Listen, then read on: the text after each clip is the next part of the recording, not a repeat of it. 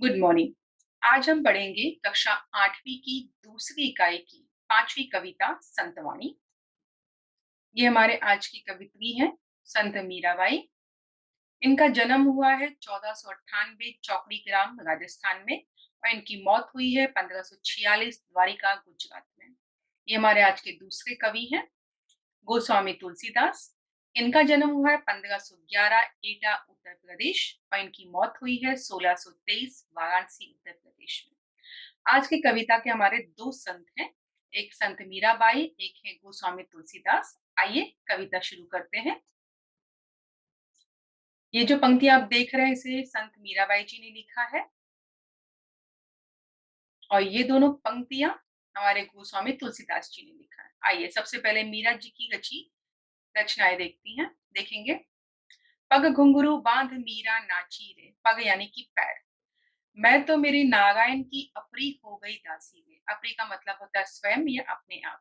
देखिए, कहते हैं मीरा कृष्ण भगवान की सबसे बड़ी भक्त थी। कृष्ण भगवान को याद करते हुए मीरा जी क्या कह रही हैं?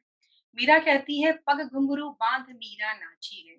तो कृष्ण भगवान से मीरा कहती है कि हे मेरे आराध्य, आपके नाम का मैंने अपने पैरों पर घुंघरू बांध लिया है। अब ये घुंघरू बांध कर मैं नाच रही हूँ आपके नाम का जाप करके। मैं तो मेरे नारायण की अपरी हो गई दासी है। मीरा कृष्ण भगवान से कहती है कि हे मेरे प्रभु, हे मेरे आराध्य, मैं तो अपने आप ही आपकी दासी हो गई हूँ और अपनी इस दासी को स्वीकार करें और मेरी भक्ति को स्वीकार करें। अब यहाँ पे आपका सवाल है, मीरा ने पैरों में यह बांध लिया है। One box. लोग कहे मीरा भई बावरी। भई बावरी यानी पागल होना। न्यात का मतलब होता है रिश्तेदार और कुल नासी का अर्थ होता है परिवार का नाश करने वाले। मीरा की कृष्ण भक्ति देखकर उस समय के लोग काफी भड़क गए थे। अब लोग मीरा को क्या क्या कह रहे हैं? तो कुछ लोग मीरा को कहते हैं कि मीरा बावरी यानी कि पगला गई है कृष्ण की भक्ति में। जो उनके रिश्ता यानी कि नाथ थे वो लोग क्या कहते हैं कि ये तो परिवार का नाश करने के लिए ही पैदा हुई है। तो इस तरह से जो उनके अपने थे वो भी उनके पराये बन गए कृष्ण की उनकी भक्ति देखकर और लोग उन्हें भला बुरा कहने लगे। अब यहाँ पे आपका सवाल है, कृष्ण की भक्ति में मीरा यह बन गई। One box. विष का प्याला राणा जी भेजिया। विष का प्याला यानी कि जहर की कटोरी, भेजिया यानी कि भेजना, पीवत पीवत यानी कि पीते ही, मीरा हासी रे, हासी यानी कि हंसते हंसते। मीरा के प्रभु गिरधर नागर सहज मिले अविनाशी में। सहज यानी आसानी से, अविनाशी का मतलब होता है जिसका विनाश या नाश ना हो सके। देखिए, मीरा जी कहती हैं कि विष का प्याला राणा जी भेजा। तो मीरा कहती है कि मुझे पता है कि राणा जी ने मेरे लिए विष का प्याला भेजा, लेकिन उस जब प्यालों को मैंने देखा तो मुझे उसमें अपने आराध्य श्री कृष्ण भगवान नजर आए। बस उनको देखते ही मैं हंसी और हंसते हंसते मैंने वो जहर का प्याला भी पी लिया। मीरा के प्रभु गिरधर नागर सहज मिले अविनाशी है। मीरा सभी लोगों से कहती है कि उनके प्रभु कौन है? गिरधर नागर। गिरधर नागर मतलब जिन्होंने गोवर्धन पर्वत उठा लिया था, वो उनके प्रभु हैं। उनके प्रभु उन्हें बड़े आसानी से मिल गए हैं। अपनी भक्ति के दम पर उन्होंने प्रभु को अपना बनाया है और ऐसे प्रभु को उन्होंने अपना बनाया है जिसका ये संसार नाश नहीं कर सकता। तो यहाँ पर मीरा लोगों से कह रही है कि उनकी भक्ति में इतना दम है कि उन्होंने कृष्ण भगवान को अपना बना लिया है और अब कोई भी उनसे कृष्ण भगवान को अलग नहीं कर सकता। यहाँ आपका सवाल है कि राणा जी ने मीरा के लिए यह भेजा था। One box. दरस बिन दुखन लागे नैन। दरस बिन का मतलब होता है दर्शनों के बिना, दुखन यानी कि दुखना, नैन यानी कि आपके नेत्र या आंखें। जब से तुम बिछड़े, बिछड़े यानी कि अलग होना, प्रभु मोरे कभू न पायो चैन। मोरे यानी कि मुझे, कभू का मतलब होता है कभी भी। देखिए मीरा क्या कहती है प्रभु को याद करके, दरस बिन दूखन लागे नैन। वो श्री कृष्ण भगवान को याद करते हुए कहती हैं कि हे कृष्ण भगवान, जब से आपके दर्शन नहीं हुए हैं यानी आपके दर्शनों के बिना मेरी आंखें दुखने लगी हैं। मैं तरस रही हूँ कि कब आप आओगे और मुझे अपना दर्शन देंगे। जब से तुम बिछड़े प्रभु, मोरे कभू न पायो चैन। मीरा कृष्ण भगवान से कहती है कि जब से मैं आपसे बिछड़ी हूँ, तब से लेके आज तक मुझे कभी चैन नहीं आया। मैं बहुत बेचैन हूँ, आपसे मिलना चाहती हूँ। एक बार कम से कम आकर अपने दर्शन दे दीजिए, ताकि मेरी जो ये नैन है, ये तृप्त हो जाए आपके दर्शन पाकर। यहाँ आपका सवाल है, कृष्ण के दर्शन के बिना मीरा के ये दुखने लगे हैं। वन बॉक्स। शब्द सुनत मेरी छतियां, शब्द सुनत का मतलब होता है शब्द सुनते ही। कापे मीठे लागे बैन, बैन का मतलब होता है वचन यानी कि आपके बोल। विरह कथा, विरह कथा का अर्थ होता है दुख भरी कहानी। कासू कही, कासू कही यानी किससे कहूं। सजनी बह गई करवत ऐन, करवत ऐन का मतलब होता है आंसुओं को बोला जाता है। देखिए, जैसे हमें कोयल की आवाज, चिड़ियों की आवाज बड़ी मीठी लगती है सुबह सुबह, वैसे ही मीरा यहाँ कहती है सबद सुनत मेरी छतियां कापे मीठी लागे पैन। तो वो कृष्ण भगवान से कहती है कि हे मेरे आराध्य कृष्ण भगवान, आपके शब्द सुने बिना मेरी जो छाती है मानो वो दुखने लगी है। कब आओगे और अपने मीठे वचन मुझे सुनाओगे। विरह कथा कासू कही। अब वो कहती है कृष्ण भगवान से कि आपकी जुदाई की कहानी कहूं तो मैं किससे कहूं। सजनी बह गई करवत है, आपको याद करते करते अब तो मेरे आंखों से आंसू बहना शुरू हो गया है। तो यहाँ पर मीरा कृष्ण भगवान को याद कर रही है। वो उनके मुख से कुछ सुनना चाहती है, कुछ मीठे वचन। और वो कह रही है कृष्ण भगवान से कि ये जुदाई की लंबी कहानी मैं कहूँ तो किससे कहूँ, अब तो मेरी आंखों से भी आंसू आने लगी है। यहाँ आपका सवाल है, कृष्ण भगवान को याद करके मीरा के आंखों से यह निकलने लगे हैं। वन बॉक्स। कल न परत पल पल, मग जोबत भई क्षमासी गए। कल न परत का मतलब होता है आराम न मिलना या चैन न मिलना। मग जोबत, मग जोबत का मतलब होता है रास्ता देखना। क्षमासी यानी कि 6 महीना, और रैन मतलब रात को बोला जाता है। मीरा के प्रभु कब्रे मिलोगे, दुख मेटन सुख देन। मैठन का मतलब होता है दूर करने के लिए। देखिए, अब मीरा फिर से प्रभु को संबोधित करते हुए कहती है कि कल न परत, कि हे भगवान, जब तक आप नहीं आओगे मुझे कल न परत यानी एक भी पल का आराम नहीं मिलेगा। पल पल मग जोबत, मैं हर एक पल आप ही का रास्ता देख रही हूँ। भई क्षमासी रैन। अब वो कृष्ण भगवान से कहती है कि हे भगवान, आपके दर्शनों के बिना ऐसा लगता है कि मानो ये जो लंबा समय वो 6 महीना लंबा रात के हिसाब से मुझे दिखाई दे रहा है। यानी कृष्ण भगवान से जुदा होने के बाद मीरा को हर एक पल ऐसा प्रतीत हो रहा है कि मानो 6 6 महीना जो लंबी रातें होती है, ऐसा उन्हें महसूस हो रहा है। मीरा के प्रभु कब्रे मिलोगे, दुख मेटन सुख देन। अंत में मीरा कृष्ण भगवान से कहते हैं कि हे प्रभु, आप तो मेरे सब कुछ हैं। आप कब आओगे? कब आप मेरे दुखों को दूर करोगे? और कब आप मुझे थोड़ी सी खुशी या चैन देकर जाओगे?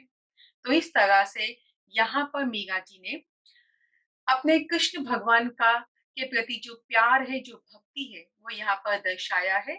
और कृष्ण भगवान से वो विनती कर रही है कि कम से कम एक बार वो आ जाए और आकर उनको अपने दर्शन दे जाए, क्योंकि उनके दर्शनों के बिना मीरा बेचैन हो चुकी है और वो अब उनसे मिलना चाहती है। आइए अब दूसरा देखते हैं, गोस्वामी तुलसीदास जी द्वारा रचित पंक्तियां। पुरते निकसी रघुबीर वधु। पुरते निकसी का मतलब होता है अयोध्या नगर से निकली, या पुरते बोला गया अयोध्या नगर को। रघुबीर वधु, रघुबीर राम जी को बोलते हैं, वधु यानी कि उनकी पत्नी यानी कि सीता जी। तो रघुवीर वधु मतलब सीता जी को बोला गया है। धरे धीर दय, धरे धीर दय का मतलब होता है हिम्मत धारण करके। मग यानी कि रास्ता या मार्ग। डग दवे, डग दवे का मतलब होता है 2 कदम चलना।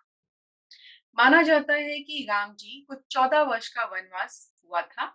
जब राम जी वनवास जाने लगे यानी कि जंगल की ओर प्रस्थान करने लगे, तो उनके साथ उनकी पत्नी सीता और उनके छोटे भाई लक्ष्मण भी उनके साथ चल जाते हैं।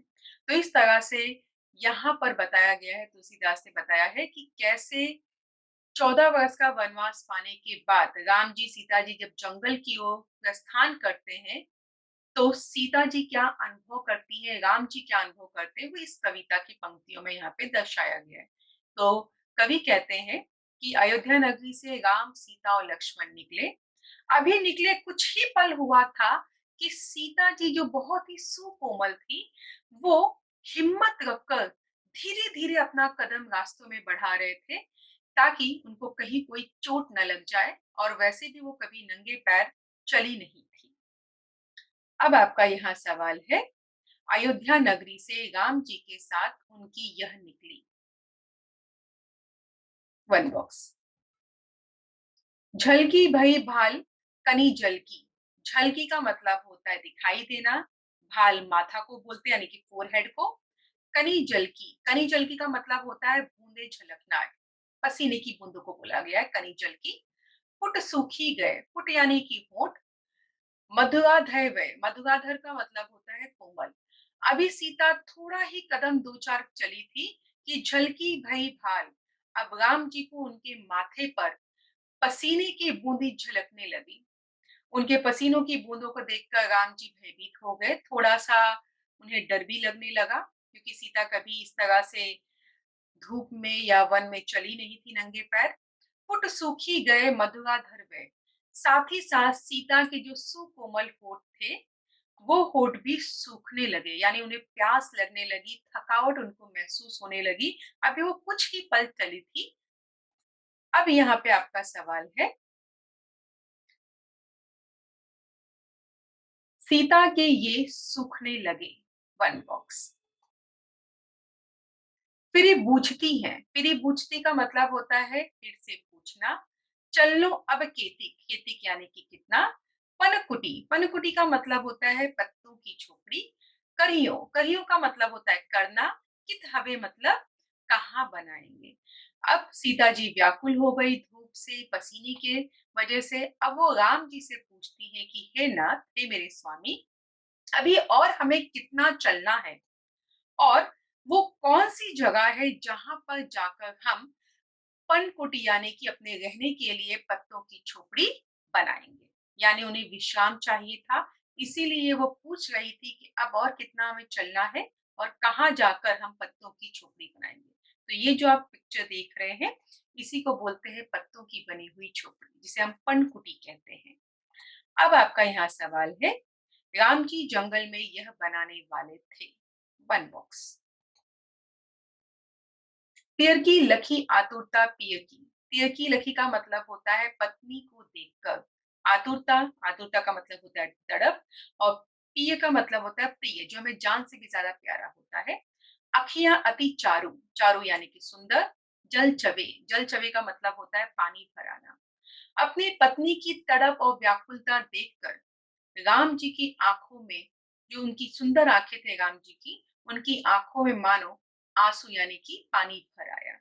उन्हें ऐसा लगने लगा कि उनकी वजह से उनकी पत्नी और उनके छोटे भाई लक्ष्मण को कष्ट हो रहा है। अब आपका यहाँ सवाल है, पत्नी की तड़प देखकर राम जी की आंखों में यह भर आया। One box. जल को गए लखन है लइका, लइका का मतलब होता है लड़का, और यहाँ लखन लक्ष्मण जी को बोला गया है। परिखों, परिखों का मतलब होता है राह देखना। छाघरिक, छाघरिक का मतलब होता है कुछ पल छाया में। ठाड़े, ठाड़े का अर्थ होता है खड़ा होना। अब राम जी कहते हैं, जल को गए लखन है लड़का, कि हे सीता, लक्ष्मण गए हैं जल को ढूंढने के लिए, अभी वो छोटे बालक ही हैं। थोड़ा सा राह देखो, कुछ पल छाया में आकर खड़ी हो जाओ, आता ही होगा लक्ष्मण पानी लेकर, और उसके बाद तुम्हारी प्यास बुझ जाएगी। यहाँ पे आपका सवाल है कि लक्ष्मण ये लेने गए। वन बॉक्स। पोछी पसेरू बयारी करूं। पोछी पसेरू का मतलब होता है पसीना पोंछना। बयारू करो का मतलब होता है हवा देना। औ पाय पखारियों, औ पाय पखरियों का मतलब होता है पैरों को और फैला देना। भुभरी ढाड़े, भुभरी ढाड़े का मतलब होता है भुभरी यानी कि गरम गेट, और दाढ़े का मतलब होता है धोना। देखिए, अब सीता जी क्या करती हैं, राम जी को भी थका हुआ वो देखती हैं तो उनका पोछी पसीरू, उनका पसीना पोंछने लगती है और बयारी करो, यानी उन्हें हवा देने लगती है। फिर क्या कहती है, "अहो पाय पखरियो", उन्होंने कहा कि अपना पैर फैला लीजिए, भुवरी डाढ़े, जो गरम रेत उनके पैर में लगा है, वो पानी से अपने पति का वो पैर धोने की कोशिश में लग जाती हैं।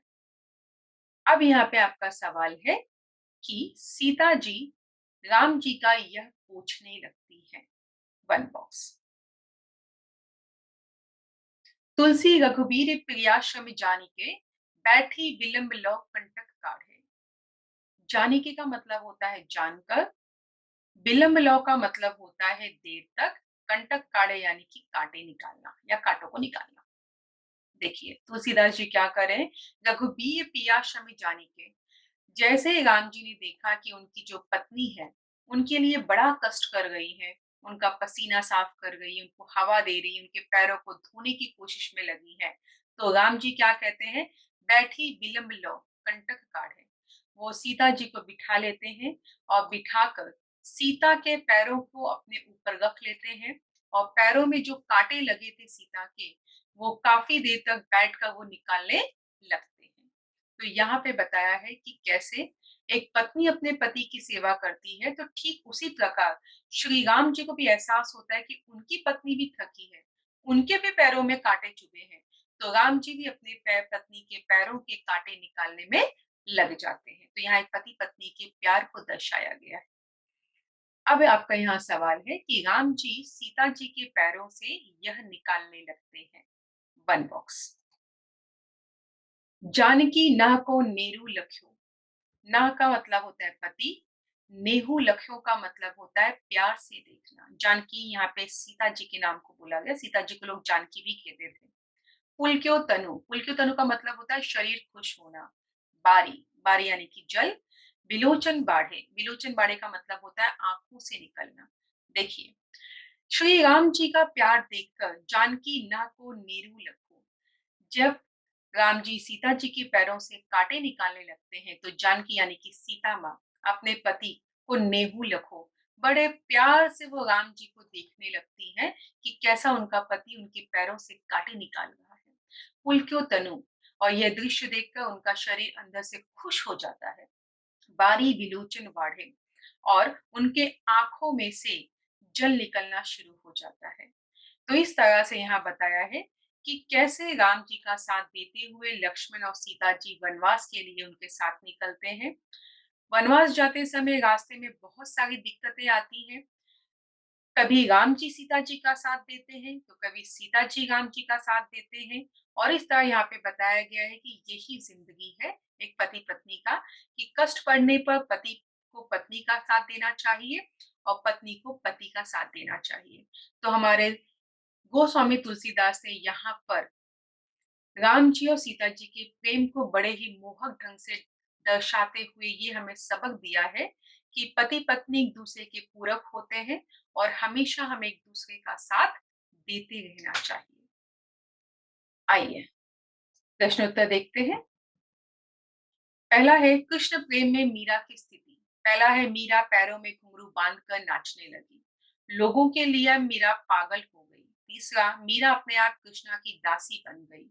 और अंतिम है, राणा जी द्वारा भेजा विष का प्याला मीरा हंस हंस कर पी गई। अगला, कृष्ण विरह में मीरा की स्थिति। विरह का मतलब होता है जुदाई में। तो कृष्ण की जुदाई में मीरा की क्या हालत थी। पहला, प्रभु के दर्शन के बिना मीरा के नेत्र दुखने लगे। दूसरा, कृष्ण से बिछड़कर मीरा ने कभी चैन नहीं पाया। तीसरा, प्रभु के मीठे वचनों की याद आते ही मीरा का हृदय कांप उठता है। अंतिम है आपका, रातें 6 महीने जितनी लंबी लगने लगी। अगला प्रश्न, सीता की थकान दर्शाने वाले शब्द। पहला, माथे पर पसीने की बूंदें छलकने लगी, उनके मधुर होठ सूख गए। तीसरा, वह पूछने लगी अभी और कितना चलना है। अंतिम, पर्णकुटी कहाँ बनाएंगे। स्वमत है आपका, हमें ईश्वर की भक्ति सच्चे मन से करनी चाहिए। इसका उत्तर आपको 8 से 10 पंक्तियों में लिखना है कि हमें ईश्वर की भक्ति सच्चे मन से क्यों करनी चाहिए। आशा करती हूँ आपको ये कविता अच्छे से समझ में आ गई होगी। धन्यवाद।